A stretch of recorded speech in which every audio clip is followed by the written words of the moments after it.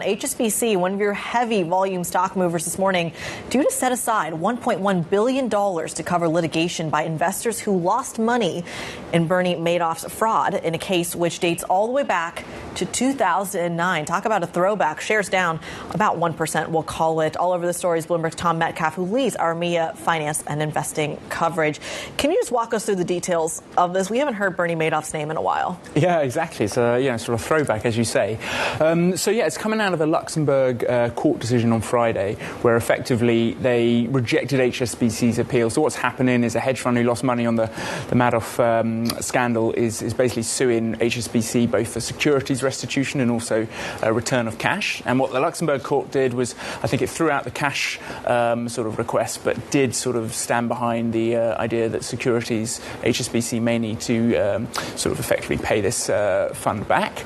And it's really interesting. It's been a long overhang, obviously, on the legal side. And then, kind of catching everyone by surprise to come out with a 1.1 billion hit like a day before earnings.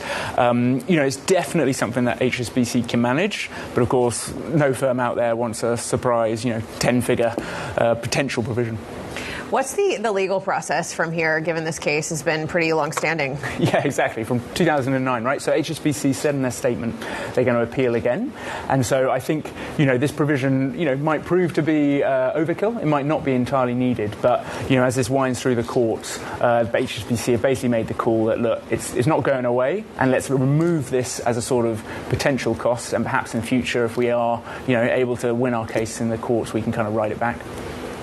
Talk to us a little bit about the earnings. I should say, sorry, not the earnings, the M&A story broadly here. Your team has put together a story that I've been obsessed with for a very long time, since my time here in London. But just walk us through kind of some of the threads that you're seeing when it comes to M&A across the various regions of Europe. Yeah, so the story's like a look at all the M&A we've been seeing in the banking and finance sector. And, the sort of key message there is all the sort of real big deals probably bankers, spend their time dreaming about. They're not quite coming through. But the level below that, there is so much activity, and I think today we just saw some Nordic bank merger again, just kind of that kind of sense of quite a lot of national deals, but when you get to the real game-changing ones, so the UniCredit Commerce Banks or the BBVA Sabadell even, you're seeing a lot of government pushback, and that's probably not going anywhere, and it just speaks to this idea that it's always complicated in the EU, just because there's so many governments, so many regulators. Yeah. So, the story is really about, yes, you'll be hearing a lot about M&A, but it's probably, that one level down from the kind of real blockbuster deals.